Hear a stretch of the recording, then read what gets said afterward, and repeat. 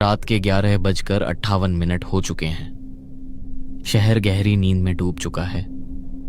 सिर्फ street lights की पीली थकी हुई रोशनी सड़कों पर पसरी है। हवा के झोंकों के साथ उड़ते पुराने अखबार अंधेरे में ऐसे घूम रहे हैं जैसे कोई भटकती हुई रूह रास्ता ढूंढ रही हो। दूर कहीं आवारा कुत्तों के भौंकने की आवाज गूंजती है। हर भौंक के साथ सन्नाटा और गाढ़ा होता जा रहा है। इसी सन्नाटे के बीच बस स्टैंड के एक कोने में खड़ा है आरव।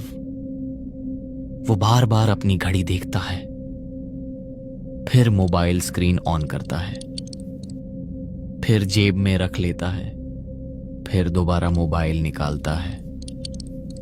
उसके माथे पर पसीने की बूंदें हैं और आंखों में घर पहुंचने की बेचैनी। आरव खुद से झुंझलाकर कहता है, अरे यार, आज ही मोबाइल की बैटरी खत्म होनी थी क्या? और नेटवर्क तो बिल्कुल भी नहीं है, जैसे इस जगह पर आते ही सब गायब हो गया हो। और ये बस स्टैंड आज इतना सुनसान क्यों लग रहा है? आरव अभी भी बेचैनी से टहल रहा है। तभी उसे बस स्टॉप के सबसे अंधेरे कोने में बेंच के नीचे कुछ हिलता हुआ दिखाई देता है। वहां फटे पुराने कपड़ों में एक बूढ़ा भिखारी बैठा है। उसके बाल बिखरे हुए हैं और वो जमीन पर कोयले या पत्थर से कुछ अजीबोगरीब लकीरें खींच रहा है। आरव चौंक कर एक कदम पीछे हटता है और कहता है, अरे भाई साहब, आप कब से यहाँ हैं?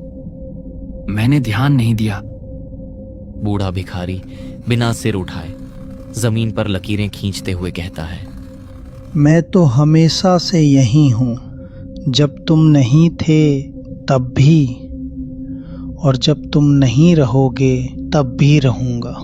उसकी आवाज किसी फटी हुई बांसुरी जैसी थी, अजीब और डरावनी।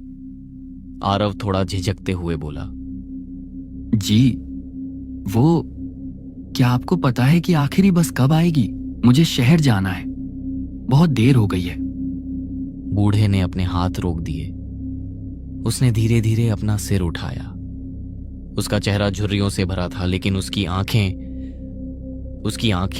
एकदम सफेद थीं, जैसे मोतियाबिंद हो, या शायद वो अंधा था। बूढ़ा भिखारी हंसते हुए बोला, बस आएगी, आज तो जरूर आएगी। उसकी हंसी सूखी पत्तियों के सरसराने जैसी थी। वो फिर कहता है, बस तो आएगी बेटा, जरूर आएगी। उसे तो आना ही है, उसे भूख जो लगी है। आरव कंफ्यूज होकर कहता है, भूख? क्या बकवास कर रहे हो बाबा? मुझे बस ये बताओ कि बस आएगी या नहीं। तभी बूढ़ा भिखारी कहता है, आएगी आएगी, 77 नंबर, मौत की सवारी, आएगी जरूर। ऐसा कहकर बूढ़ा अचानक खड़ा हो गया और वहां से जाने लगा। तभी आरव घबरा कर बोलता है, कहाँ जा रहे हो बाबा? भिखारी धीरे धीरे पीछे मुड़ता है। उसकी आंखें आरव पर टिकती हैं, लेकिन उसके होंठ हिलते तक नहीं। बिना एक शब्द कहे वह फिर आगे बढ़ता है और कुछ ही कदमों में घने कोहरे के भीतर घुलकर गायब हो जाता है। आरव अब थोड़ा डर चुका है। वो चारों ओर देखते हुए अपने आप कहता है, भाई कोई तो आ जाओ, कोई ऑटो, कोई बाइक, कोई लिफ्ट। इस वक्त यहाँ रुकना सही नहीं लग रहा। आरव की बेचैनी बढ़ती जा रही थी। हवा में एक अजीब सी ठंड घुल चुकी थी, ऐसी ठंड जो सिर्फ चमड़ी को नहीं, सीधे हड्डियों में उतर जाती है। तभी सन्नाटे को चीरती हुई एक आवाज आई, किसी भारी इंजन की खांसती हुई थकी हुई आवाज, जैसे कोई बहुत पुराना जानवर अपनी आखिरी सांसों पर चल रहा हो। आरव ने नजर उठाई। कोहरे को चीरती हुई 2 मध्यम पीली हेडलाइट्स धीरे धीरे उसकी तरफ बढ़ रही थी। ये बस बहुत पुरानी, जिसका रंग अब पहचान में भी नहीं आ रहा था। वो बस एकदम खटारा सरकारी बस थी। उसका रंग कभी कुछ और रहा होगा, अब बस धूल और कालिख की परतें थीं। खिड़कियों के शीशे धुंधले थे, जिनके पार अंदर का कुछ साफ दिखाई नहीं देता था। आरव राहत की सांस लेते हुए कहता है, शुक्र है, कम से कम बस तो आई। सरकारी लग रही है।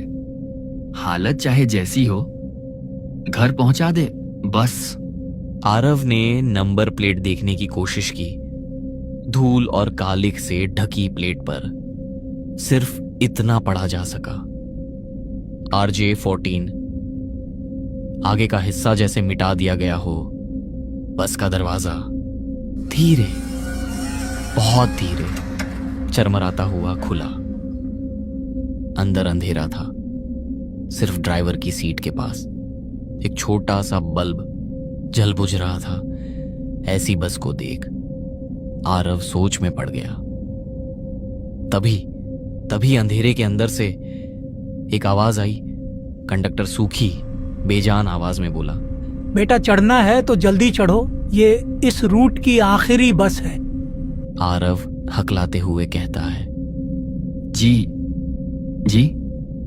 अंकल, ये बस बाईपास होकर जाएगी ना? तभी कंडक्टर, रास्ता हम तय नहीं करते, सवारी तय करती है। चलो, आना है तो बैठो अंदर। कंडक्टर की बात अजीब थी, लेकिन आरव के पास सोचने का वक्त नहीं था। और बस स्टैंड पर घंटों खड़ा आर्यन बेचैनी में बस की सीढ़ियां चढ़ गया। बस के अंदर कदम रखते ही उसे ऐसा लगा जैसे वो किसी ठंडी बंद सुरंग में आ गया हो। हवा में गीली मिट्टी, जंग लगे लोहे और पुराने कपड़ों की सड़ी हुई गंध थी। सीटें फटी हुई थीं, स्प्रिंग बाहर झांक रहे थे। खिड़कियों पर धूल की इतनी मोटी परत थी कि बाहर का शहर धुंधले साए जैसा दिख रहा था। बस में सिर्फ 5 सवारी थी और इतना सन्नाटा कि आरव को अपनी सांसों की आवाज बेहद तेज लग रही थी। वो एक खाली सीट पर बैठ गया। उसके ठीक आगे वाली सीट पर एक दुल्हन बैठी थी, लाल साड़ी, हाथों में लाल सफेद चूड़ियां, पैरों में पायल, घूंघट आधा गिरा हुआ था, सिर खिड़की से टिका हुआ। वो हिल नहीं रही थी, एकदम स्थिर। ऐसा लग रहा था जैसे उसकी सांस भी कहीं अटक गई हो। दुल्हन के आगे 2 सीट छोड़कर एक आदमी बैठा था, सिर नीचे झुकाए।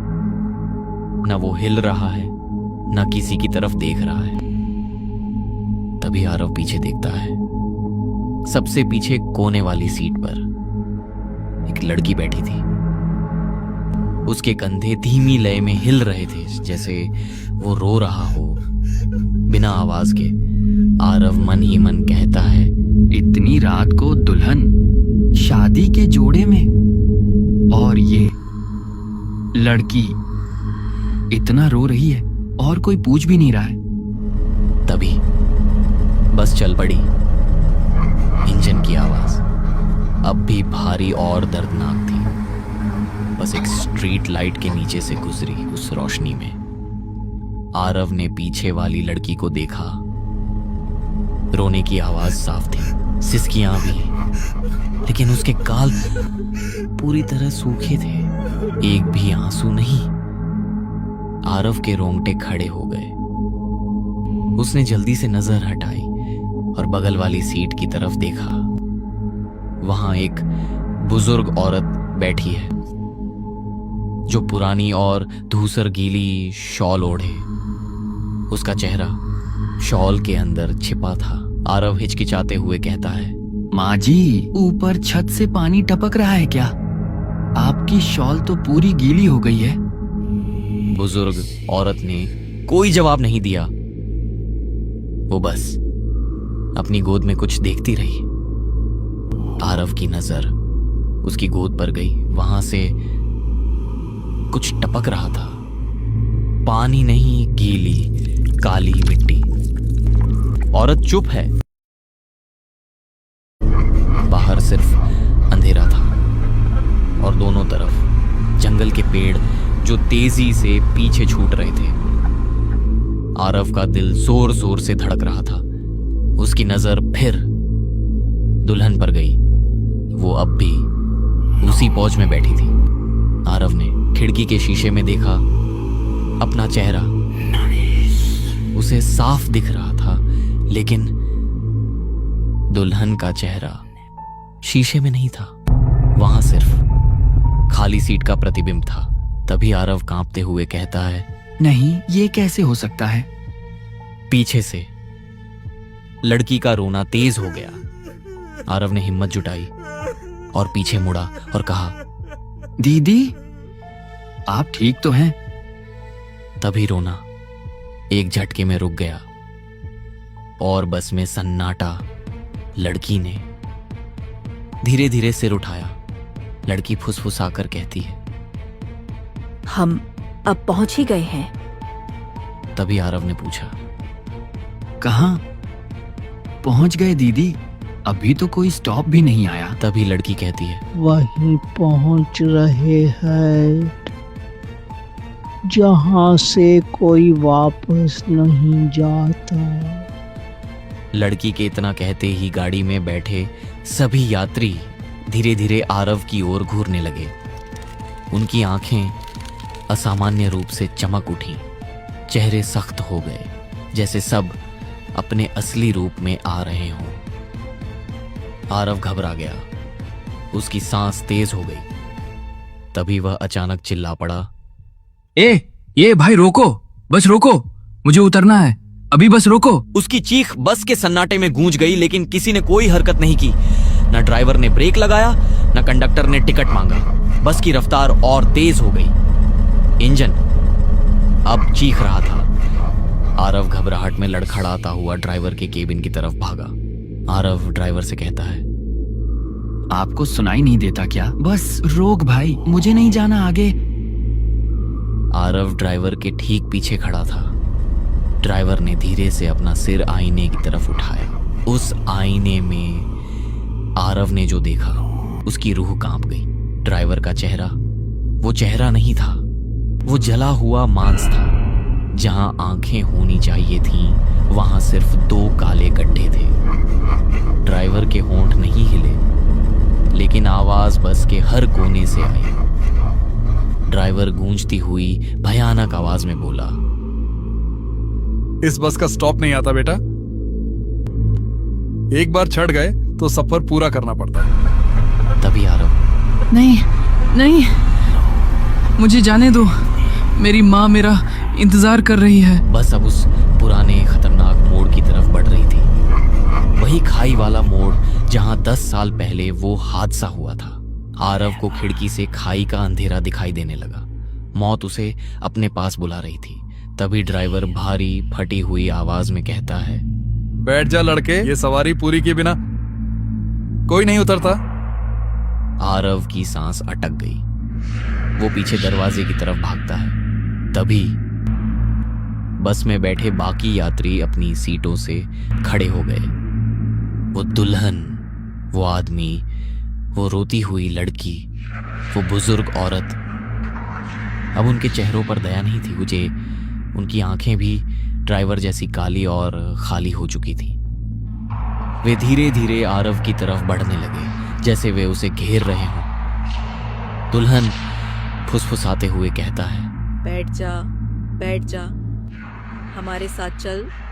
बस अब खाई के एकदम किनारे पर थी। पहिए जमीन छोड़ चुके थे। बस हवा में झूल रही थी। आरव के पास सिर्फ एक ही रास्ता था। पीछे मौत थी और आगे भी मौत। आरव चिल्लाते हुए, नहीं। आरव ने अंधेरे में छलांग लगा दी। हवा का तेज दबाव और आरव की चीख। स्क्रीन काली है, सिर्फ मशीनों की आवाज आ रही है। आरव की आंखें खुली तो सामने सफेद छत थी। नाक में अस्पताल की वही तीखी दवाई की गंध। आरव का दिमाग सुन्न था। उसे कुछ याद नहीं आ रहा था कि वो यहां कैसे पहुंचा। उसने बोलने की कोशिश की। आरव के होंठ हिल रहे हैं पर आवाज नहीं निकल रही। सिर्फ गले से घर घर की आवाज आ रही है। उसने अपना हाथ उठाने की कोशिश की, हाथ नहीं उठा। उसने पैर हिलाने की कोशिश की, पैर महसूस ही नहीं हुए। तभी कमरे में डॉक्टर और एक पुलिस इंस्पेक्टर दाखिल हुए। डॉक्टर इंस्पेक्टर से कहते हैं, ये जिंदा बच गया, ये चमत्कार ही है। इतनी ऊंचाई से गिरने के बाद बचना नामुमकिन था। तभी इंस्पेक्टर कहता है, लेकिन डॉक्टर, इसकी हालत। डॉक्टर गंभीर आवाज में कहता है, रीढ़ की हड्डी पूरी तरह टूट चुकी है, आवाज हमेशा के लिए चली गई है, वोकल कॉर्ड्स डैमेज हो गए हैं और इन्फेक्शन फैलने के डर से हमें इसके दोनों पैर और बायां हाथ काटना पड़ा। ये कहानी आपको अच्छी लगी तो लाइक करें